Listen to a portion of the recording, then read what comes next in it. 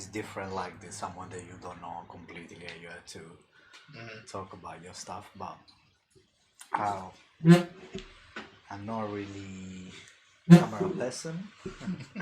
I don't like much photos or videos itself, but yeah, it's nice to be here. Definitely interesting, interesting. Um, so tell me about this. This I started just about what, 2 years ago, and I tried. I tried about getting it back up started earlier this year because when I went traveling, I stopped in India for a month, a little over a month. No, a month. I'm trying to remember exactly, but yeah, it was nuts, and I didn't. I thought about doing it with this one hostel owner. Uh, Own a hostel that was like pretty nice. Like just opened up in New Delhi. By the way, the fog in New Delhi is just It's crazy. it's like how it's The been here. pollution is It's 10 times worse. 10 times worse. Yeah. It's on a everyday basis. There, Yeah, like, it's on an everyday basis. it's the air that you breathe actually. India. I've never been to India, but must be a very intense experience. Oh, it was. It was. It was just trying to learn how to haggle for the first time. Just like watch stuff. I read blogs on like how to travel through India, and it's just nuts. It doesn't matter how much you read. No, it's your own experience. Yeah. Like it's everything can happen, and nothing can happen at the same time in each different experience. So Yeah, surely it's a place that I want to go to visit. the only thing I had a hassle with was just when the taxi driver just tries to take you to the state-funded government agency. Okay. Yeah, it's work. It's something similar like that. I don't remember it the exact way, but it was. They made sure to just put the home state government something to do that was related to the government. Oh my god. Yeah, and it's ridiculous like pay. It's keep growing country, India, and we're surely gonna hear about new things coming in that area for sure in the next 10-20 years. They have to. They have to do something. It's a very lovely place to visit. Like, it's a great experience going through the markets, seeing the temples, seeing the religion, the Hindu religion. Also, just going out to the countryside and seeing how much different but similar it is when you go out to the countryside of other different countries. It's like it's all the same land, pretty much. Yes, and land with different different cultures. Yeah, different cultures, people. approaches of everything, way to live, and but it's definitely an economy that is growing and growing year by year. And they're gonna get like where we are very soon. Well, and then after India, I went into Malaysia, Kuala Lumpur, just for a couple days. Yeah, just to the city, and that city just how much they have trains. Like I remember when we were talking about the Chinese culture, how much they're planning so much into electric with their train systems and everything. Like I saw a bit of that in like Kuala Lumpur. Yeah, the train going from the airport to the city, and then the public transit that's throughout. You can get anywhere. Of course. And it was great, and to see like how come like other countries aren't doing that. Exactly. In a age that they're still a bit, they always been behind, and now they are growing and making actually super good, and I think the Asia is on a very high waves of growing in terms of economics and everything. And I come from Europe, and Europe is far behind. We have so much problem and levels of unemployment are higher than ever, and the economy is quite dropping down. And like the other side of the world, obviously, is it's just growing, and they're in a growth, and things are getting better. Take Australia. Australia is like one of the wealthiest place in the world. So yeah, due to their mining industry. Asia, and all this part of the world nowadays is surely a front of where I come from Europe, especially Italy, which is in devastating situation, economic situation since 2000, and there is like no light at the end of the tunnel at the moment. So pretty much all my generation has been like exiliated. We are like kind of economic in like looking for different things and opportunities, because like our country is not the best at the moment, but at the same time traveling and going around the world is open your mind and make you surely a better person. I always like give the advice to people that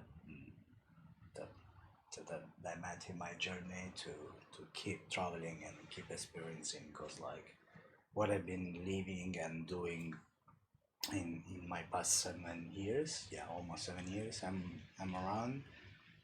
I would never imagine. So I'm really grateful to the point that I get, and how I get it. Like starting from the very bottom, and I'm still nowhere, but on the right way, like on the right path. And again, what I've been doing in the past years, I would never imagine. So I'm already grateful for what I've been doing, and working with what I love and the environment that I love, and always chasing new challenges and stuff, like as everyone may know, like when you choose an artistic career or whatever, work with music or cinema or whatsoever, is always not super easy to get to the point that you can make out a living. And nowadays I'm quite living on what I love, and it's the best things you can ever experience.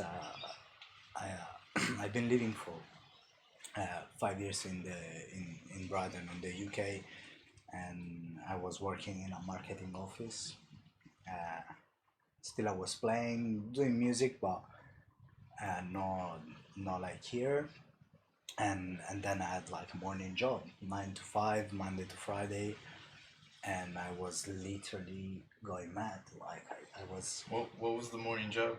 I was doing marketing researches for a office in Brighton, and it was a good job, like good money, but still like I was super unhappy. That's why pretty much I decided to quit England and come to Australia, because I got to the point where my stress and like the motivation was at the point that I had to make a change, and I did a radical change. I risked everything and say, let's try to do what I'm doing here music wise in Australia and see what it comes. A bit more, I needed like a bit of sun, a bit of like Australian lifestyle is actually the best. And England, as you can imagine, is completely opposite. I was working Monday to Friday and parties during the weekend and playing and this and that, and I was to the point that I wasn't enjoying anymore what I most love, and that is an alarm that you had to change something in your life. And I decided to take 24 hours playing and come here and risk everything and say, let's try the hand. If it's not gonna work, I gonna spend a couple of years in Australia, traveling around, make more experience, playing for sure a bit here and there, and see how it goes. And actually at the hand is went much better than expected once more. So it's been like my journey so far has been very interesting, happy, and funny. Sometimes hard, but overall, I'm really happy that 7 years ago I left my place and I start to look for better. And I still look at my hometown where I come from, like with the desire to to to live in like in there, but inside me I know exactly that it's not gonna happen. Like unless I'm gonna be 60, I'm gonna retire there.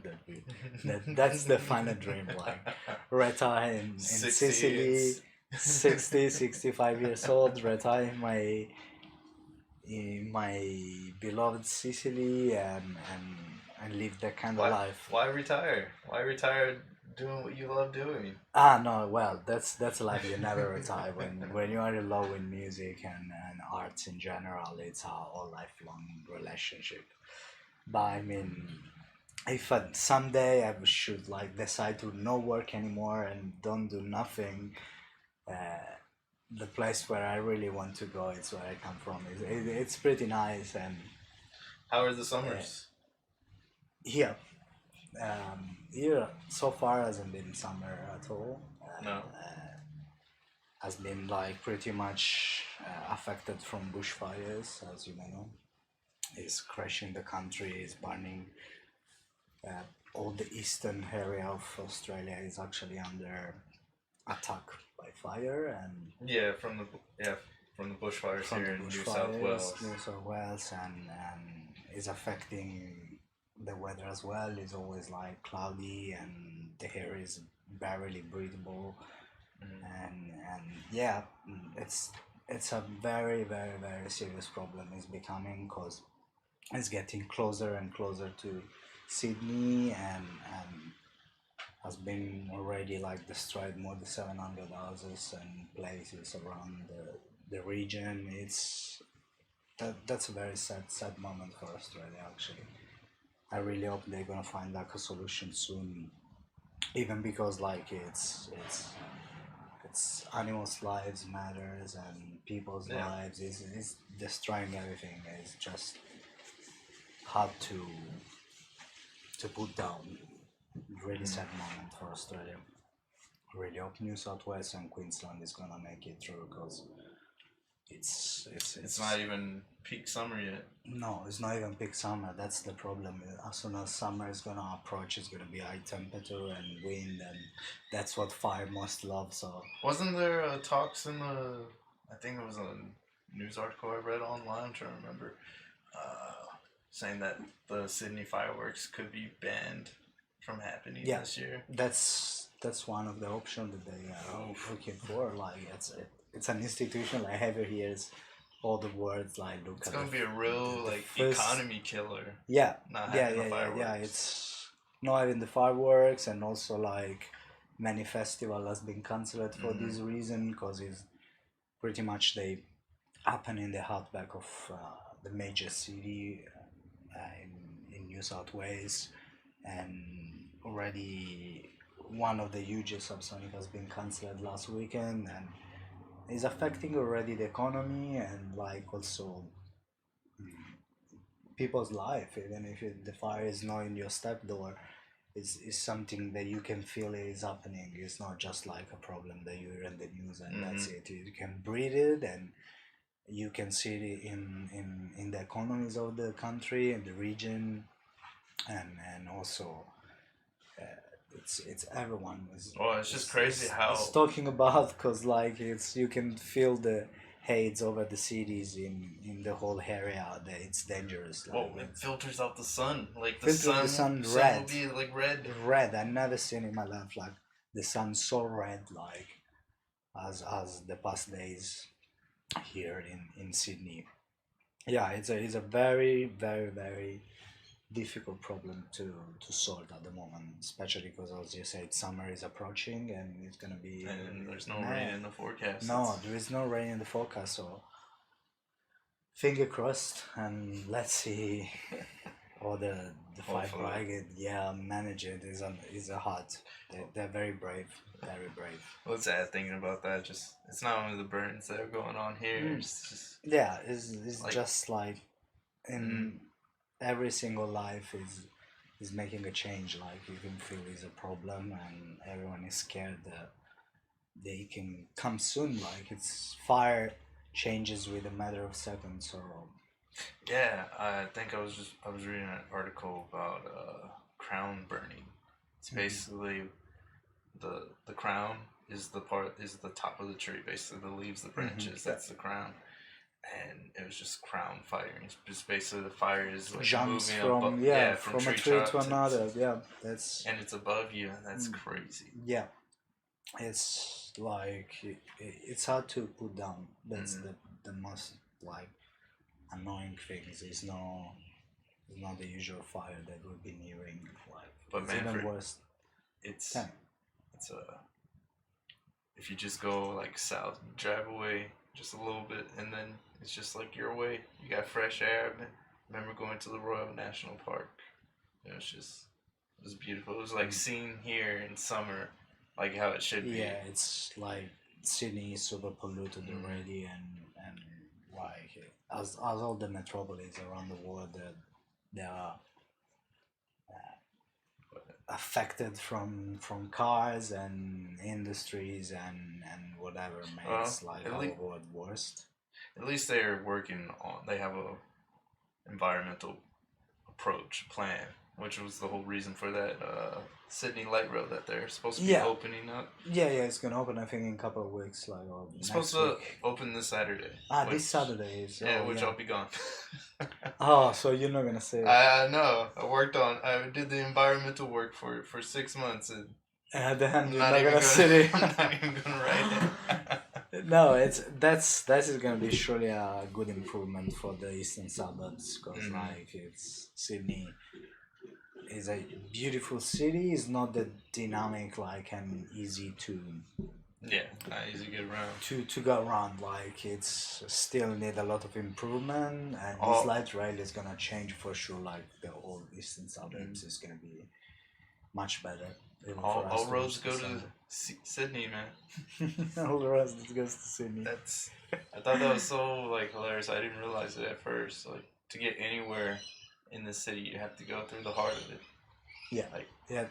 It's a peak time is crazy. Like train are super busy, has like motorways. It's quite normal. Like it's a big city. Surely this light rail is gonna take a lot of stress from the main lines for sure. It's gonna be a very huge improvement, especially for our suburbs, because you're gonna have like the train very close by in Kingsford, and it's gonna help hold the economy as well in this area, even if it's already well developed. It's Maroubra, especially where we live. It's expanding and like new business opening, and the price of the houses it's like over the moon. So surely this light rail is gonna give another push to this neighborhood. Yeah, absolutely. It's gonna be twice as much as it is already, and it's already a pretty penny. Let's get back to you though. Yeah. Let's get back to how did it start? When did you first become inspired to start DJing? Start mixing music, start creating your craft. Yeah, well, it started really early actually, because like my mother was a promoter, was working in this environment, and I saw the first pair of turntables that I was barely 11, and for that time I just fall in love with all of that. I was always around, and my mother was doing like nights like I do exactly, but in a different time. She was like the 96, 98, and that's what I wanted to do for the rest of my life. Like since then, that was the point when I decided I want to play music, I want to work in the electronic music environment, and when I was 15, I bought my first pair of turntables and CDJs, and I started to mix, and I never stopped.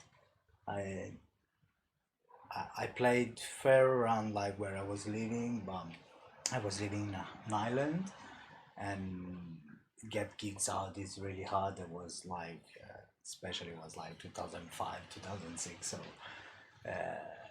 the scene wasn't so big in my place, and but I still kept like buying records and playing my music around even for 20, 30 people. I didn't mind. And then like I moved to Brighton and to London actually firstly, and then to Brighton, and I met like few people there like that was in the in the scene in Brighton, but was very small. And then I met Andrea, my business partner, and we just like decide to bring to Brighton something that we were thinking wasn't yet. And slowly we started from zero. We didn't know much people there, and till the point that after 4 years we was a regular night in Brighton. Since when we decided to leave, like everyone was shocked and say, "Where you going, guys? Like you're crazy." But we just, as I said before, I wasn't inspired anymore for as I am now again. Like Australia gave me a very big push, like in my inspiration and will to do. I want to do. I want to do. I don't want to stop. And so basically, Brighton has been the perfect school of experience that I could wish, and has been so much fun over there. That the approach was that we wanted to do something different in different like venues that no one was using, and we opened like a new clubs. The first night was in a new venue never used before, with a lovely function one sound system, the hub. And we did John Dimas, which is a Greek DJs that is known pretty much all over the world, as a first night. And it went amazing out. Like we sold out, and we were so happy of the result, as the owner was. And he proposed us to take this venue as an after party on Friday night every weekend. So we had a party for almost 2 years every weekend in a venue, and that's was, as I said, like we learned a lot. I learned a lot out of it, because like running a night weekly is completely different than like one time show off and that's it. So we've been so lucky to manage like a venue on a regular basis and see all the shades of promoting. And then we decide to quit that era and move on the Saturdays and do our party on Saturdays rather than a weekly event. So we were doing pretty much 1-2 events per month. And we moved to a church. It was a church that was converted in a theater, and was Rialto Theater. Was amazing, that place. The acoustics were outstanding. Was so good. I have to be honest, we had so much good times in that place. And passing by warehouse, we were just going around like playing here and there, always like uncommon venues. That was, and is still, our belief. Like we don't like much venues. We like space where you can express yourself, you can be yourself and have fun, rather than common clubbing experience. Like and we spend a lot of time, like in every party is like prepared like in advance. Is a lot of preparation and production, and everyone from our teams work very hard, and everyone go there on skill. So we have faith in each other, like we believe each other skills, and I think that's what make it work nowadays, especially here.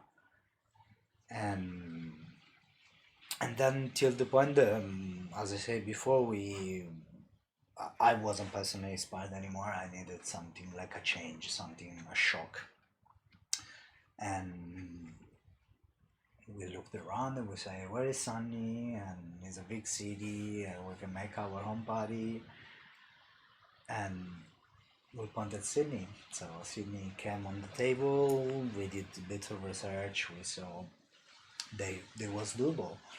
There was an opportunity, especially for the lockout law and all the problem there.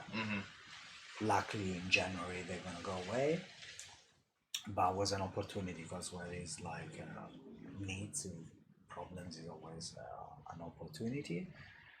And we moved here, and we met so many nice people and yeah, they're pretty nice. That helped us to develop our own party, and luckily today we are an established party in Sydney. We with a good following. People loves what we do, and we loves the love.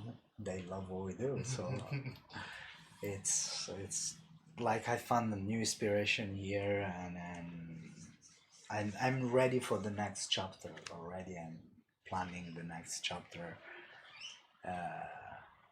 the next move, and like I really believe that Australia is in for goods. Like as soon as they scrap these lockout law, the scene is gonna regrow. Venues is they're gonna like reopen, and it's surely good point. Surely a good point. But Sydney scene has been affected, and nightlife has been almost completely killed here. Yeah, because of the lockout laws. The lockout, the restriction on serving alcohol, and obviously nighttime is another economy as daytime for a city. If you cut off one part, you're actually cutting off a very huge slice of income. Yeah, of the economy. Like the night giving up. Night scene here in Sydney is crazy. Yeah, like, for them to stop serving alcohol. We're in Melbourne. You can drink. Yeah, drink whatever 6 you want. Same as Perth. It's crazy. Everywhere else, like Sydney, surely doesn't deserve this treatment. No, it's a city that it's ready to live on 24 hours life with no problem, and there is plenty of good venue that has been shut because it's really hard to live on Saturday and Sunday with so many restrictions. The weekend is where you work most, and so yeah, has been. What did you think of Melbourne when you went? The nightlife over there. Oh, the nightlife is very nice over there. Yeah. It's more freedom. It's night and day. It's night and day. Yeah, night and day. Yeah, night and day. Yeah, life is. They don't even know what this problem are like. The trains stop at 2 a.m. and then from that time you can drink from 2 a.m. to the times they come back on, which is 5 a.m. That's ridiculous. No. It's just as a city works. Yeah. It works because those trains, trolleys go all throughout the city. Imagine London or Berlin or Amsterdam with all these restrictions. They would die, as Sydney did. I think just the management of this part of my life and income has been just not undervalued. That's what I think about it, and surely. Since January, they're gonna see it. They're finally gonna see all the. It's gonna take time. It's not something that's gonna happen night to day, but it's surely been. It's gonna be noticeable. The life is gonna double during the night because it's incredible that you cannot get in or get out. to smoke a cigarette like in. Yeah, you're stuck inside. Yeah, After 12 a.m., you're stuck outside. It's 1 a.m. Okay. 1 p.m. Now they moved 1:30 p.m. Now they moved to 2 a.m. They're gonna scrap it soon. So, like it's step by step they got to the point, but still. After 3:30, the venue cannot serve alcohol anymore. So it's still few restriction and on, but definitely it's gonna change. It's gonna change completely the face of the city. Is that gonna be a good improvement for you? Or yeah, like boost your business up?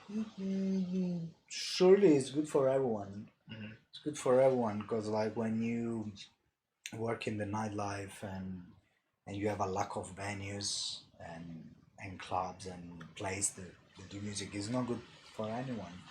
It's much better. It's much better than like the nightlife. It's evolved and they give you more opportunities, never less. So after the lockout is gonna go, I'm sure there's gonna be also plenty of opportunity for us. Like, have you ever thought about? Well, you have. You've done a day, DJ Yeah. parties in the day. Yeah, we did like open air. Yeah. It's quite a new things that we're launching for the summer, even if the summer has been not great so far. It'll get better. But yeah. We actually had to cancel one because like was bad weather in the area that was supposed to happen. So it was rainy and super windy that day. But yeah, surely we moved like in Australia for this reason to do like stuff outside and party during the day. How to say, it's surely an option that we are taking care. And what I was about to say was like as the daytime, the nighttime. Last time we had 2 parties in one day. We had the daytime and then we had the nighttime after it, like the after party. It was amazing. So yeah, plenty of coming, plenty of open airs during the summer are on the pipeline. Surely. What are some of your go-to tracks? Excuse me. Like when you're hitting a beat, what is your go-to beat? Like your go-to song? Oh wow. Or what is your playlist? Like how do you set up your playlist according to how you're gonna play? Well, I go for feeling. Like more. I got my music prepared. Obviously, there's a lot of preparation before, but I never plan a playlist for a set time. For a set, like I go there and I know pretty much what I want to play, but I don't ever know what there. I just go with feelings, which is like I think supposed to be too much preparation then leads to don't not flow. Yeah, the night may be you don't know what it's gonna find there. Like depends what time you play and what clubs you play. It's different factors that you need to calculate before to go to play. And I usually bring like a different range of music for the night, but then I leave my heart goes into the mix. That's beautiful, More than have a certain playlist set it up. I don't like it. It's too mechanical. I prefer to go with feelings and let the flow go by itself, basically. That's great, man. That's how it's yours. That's your art. Yeah, it's music and DJ dance is a form of expression of what you like compared for what the people in that moment may like. So play like you always have to look at the crowd and see if it's working what you're doing, because surely if you're a DJ and no one is dancing, it's something that you are doing wrong rather than 200 people here in front. So yeah, it's you always have different weapon in your bag, like and be ready for changes. And but yeah, I surely been love to be driven by head when I play music rather than preparation and playlist and whatever it comes nowadays with the technologies. So I love take my records and put it on the turntables and let them happen, basically. How often do you practice? Do you practice? Yeah, no, I practice a lot. Like, yeah, I know you have your own setup in your apartment. Like, it's great. Yeah, no, I practice a lot, and I love to practice by myself and experiment by myself. So whenever I go like a minutes, like hours to be like on my own word, and it happen twice a week, like sometimes more, depends on my schedule. But when I buy new records or when I receive like promos and stuff, I always more than play them like a DJ. I listen them, so I put them on. I start to listen to music. That's what I do pretty much every day, and couple times a week. Yeah, I just spin some records to be always fresh and ready. But yeah, I'm the point that I listen to a lot of music just like as background, like it's the soundtracks of my life. Pretty much electronic music. So I take 2 days a week, and it's a reasonable average of. And you have some of yours recorded on Spotify, correct? And SoundCloud. You can find me on SoundCloud. SoundCloud. Okay. And the last recording is from this summer, and is a podcast I made for Miyoko, which is a platform of magazine in, online, which is from our very close friends Nicole, and I've been like I recorded this ahead of our European tour that we had this summer, and that was also another experience that was great. It was amazing. We've been obviously in Brighton for 2 days, Friday and Saturday. Then we did Berlin, London, Catania, which is nearby where I come from in Italy, and we closed the tour in Lille in France.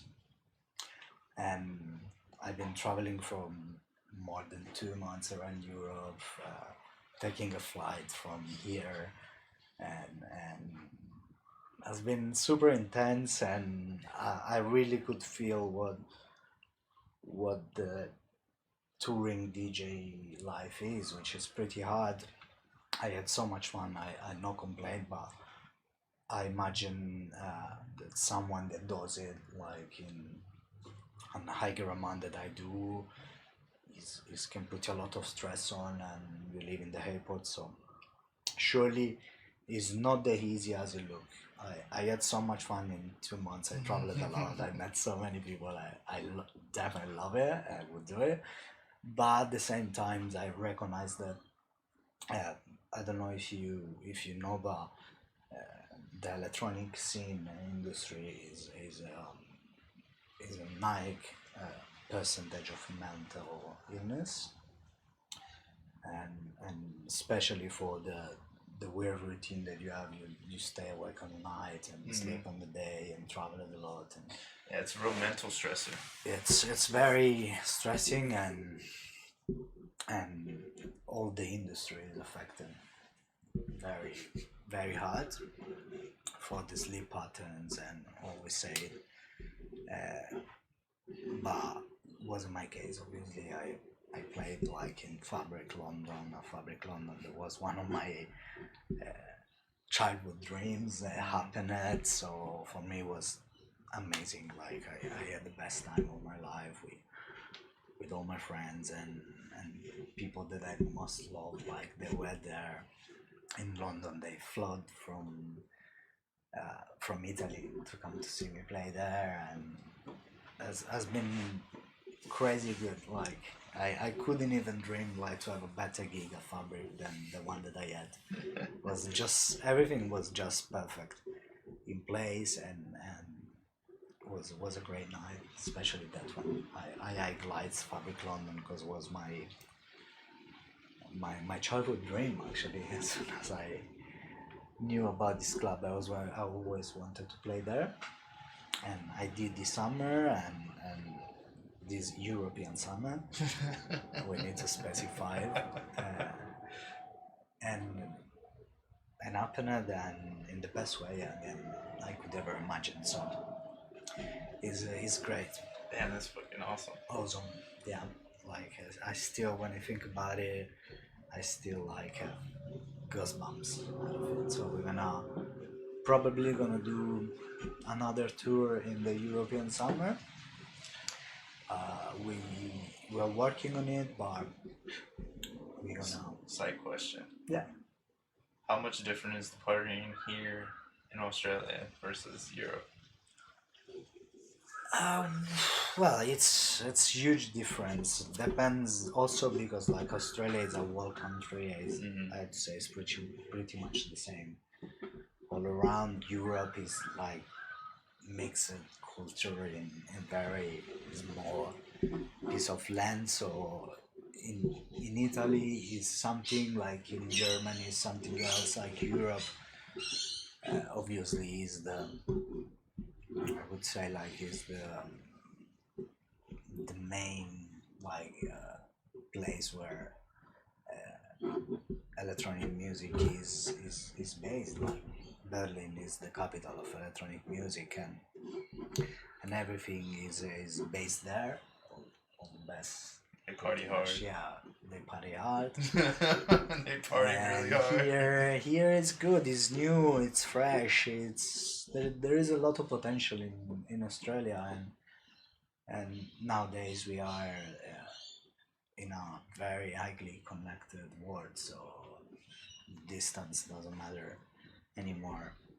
Is a growing scene in Sydney. The potential is huge, and there is a lot of fun to have here, like we having. Like for us, Sydney is just good. Like we're having so much fun.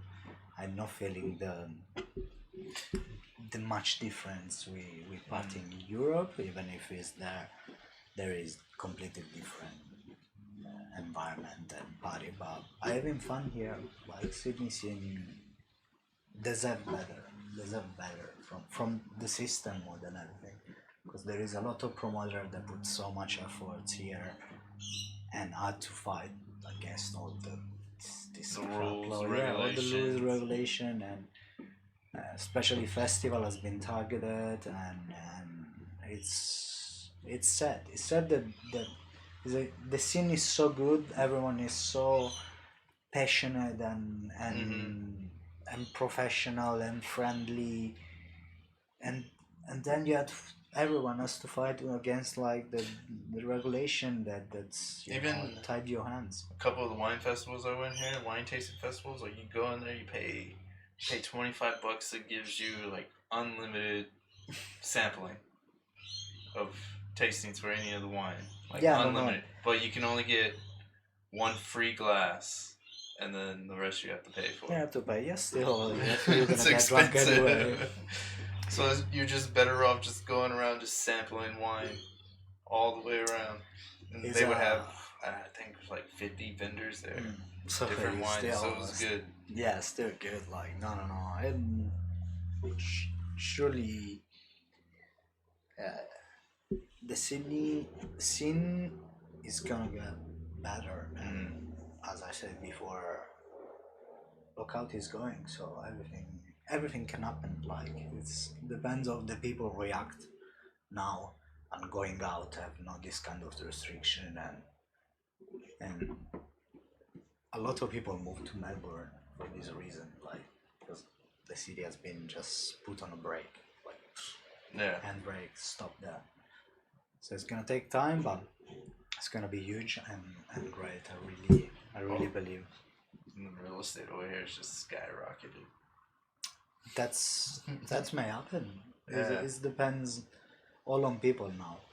If people just decide to go out on Saturday or Friday again, and leave your city as Sydney deserve. Like obviously with lockout and stuff, it was just annoying. Just go to a club and been like you can have a shot of or double drinks because like the law doesn't let you do it. So that's what killed everything, and now it's gone. Let's see. Surely, I'm here to see it. Hopefully it'll be exciting. Yeah, surely it will be exciting. That's what I want to say. Like, surely it will be exciting. And when you leaving Sydney? When I'm planning to leave Sydney, I'm planning to move back to Italy in May. Always doing here and there, like come back, because like the team that we have at the moment with my business partner is gonna stay here, so I can go there and try to make another, like build another team, and exactly what we've been doing here but there. And excites me a lot. Like it's another challenge. I need to always have new challenge to be focused on what I do. So I always trying to find the next. So we're gonna still going strong in Sydney. Nothing's gonna change. I just gonna go there, do another summer tour. By the end of the summer, we're gonna decide where to base our European city. Nice, dude. You're a entrepreneur, or just planting your seeds everywhere. Yeah, that's what we want to do. We wanna cover both sides at the same time. So I decided to go there and try it and see what it goes. So we have a bit of experience now, and like here things are going good. So it would be silly to just like both of us going back to Europe and give up. So I can still do here and there, and my business partner can stay here with no problem, and even him doing here and there. So it's gonna be an exchange of two team that works for the same project, basically in two different parts of the world. So let's see. There's another challenge, another adventure I'm diving in. So I still go 6 months here, so I want to enjoy the best. I will always like come back and go every 3-4 months, like try it 3 times a year, and so I can keep up to date here and there and see. Let's see. Dude, that's great, man. When I started working with Drew, he told me about you. Just like, oh, he's just DJ. He just does DJ events. I'm like, oh, okay. Just thought like simple DJ. I didn't think about like you expanding your business, that you're trying to develop a. It started like just the DJing, and then when we started to make party, it became there's something more that's like I used to be only DJ, but nowadays I run a company, and I had to take decision, and that's what like changed a bit everything. Also the perspective of being DJ nowadays, you need to do more. There's so many DJs now, so you have to do something more to make it happen. It's not like used to be. It's like being a DJ today is like being a guitarist in the 70s. Everyone wanted to be a guitarist, and everyone wants to be a DJ. Few of them make it, and to be on the track to the one that made it, you have to develop different skills. And in these years, I developed like the other side. So I'm both sides. I'm the DJ at the same time. I'm behind the curtain, the one that organizes it. So I know what's happened in the reality of a party. Many DJs doesn't, like they just show up, they play their music, they take the records and go home. I fall in love with also being behind of it, like so make everything happen. And when a night goes well and everything is Yeah, you feel when it's great. moody, yeah, you feel great. Like you made It's like a people. high. It's different just than just playing music. Is I still love it. It's the main things I would do, but I at the same time I thought the law we make the magic happen from zero. We spend like almost 24 hours in the place that we organize party in there, like setting up and sound check, and it's the day of the party for us is like it's back day. That's it. DJ. BAG day. Like we spend the whole day. And how long do you go DJ? Like how long do you mix? When you're up there?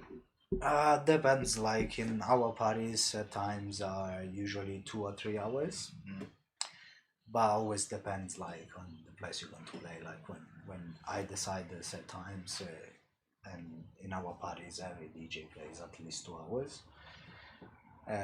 But it's party then like people just want more DJs and 45 minutes each where you cannot really express yourself. So my approach in my parties we set times is always to give more time to the artists to perform and express themselves. Like everyone can download like 10, 15 good tracks, but in when you play for more times, 2 hours, when you need music, you need to create a flow. You can see if someone is a good DJ, letting him play, not just like playing for 45 minutes, a show off. It's or they build the flow, or they bring the people to the point. If they play before or after the artist, because usually we do. Is someone that opens the night, then we have the headliner, and then we have someone that closes the night.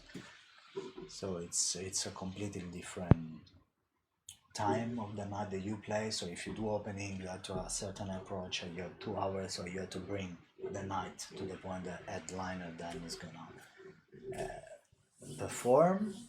And at the same time, if you do closing, you have to try to keep up the vibes and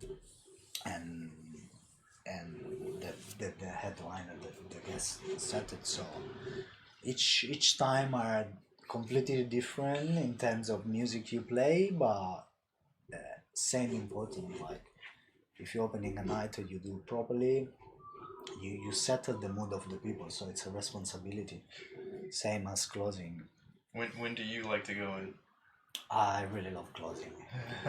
Closing, yeah, closing. It's where I have more fun. But I've been doing many times openings. Has been super fun because you have the opportunity to play before an artist or a well-known DJ, and it's kind of a responsibility, as I said. Like you maybe start the music, there is 10 people there, and you ended up that there are 500 at the end of your set. So the journey through these 2 hours usually are always very very important for the night itself. Like if you don't get the right approach on an opening set, you can run a night like no one has to like see the warm-up set as a stupid set. It's not a stupid set, it's actually one of the most important of the one night. Have you had to like recover like after someone opened badly? Did you have to like were you able to bring in a recovery? Surely happened like many times in my life that someone played music that is not suitable for the time you playing. You always have to, as I said before, take care of different factor before you approach the DJ. But it's not just playing the track you want to, or you prepare the home, and then maybe the real life situation is completely different that you prepare the home. So you have to able to swap and adapt based on what's going on in the room. At the end, is people dancing. There is not an automatic like thing. It's something that you have to feel. You have to change if is the case to change.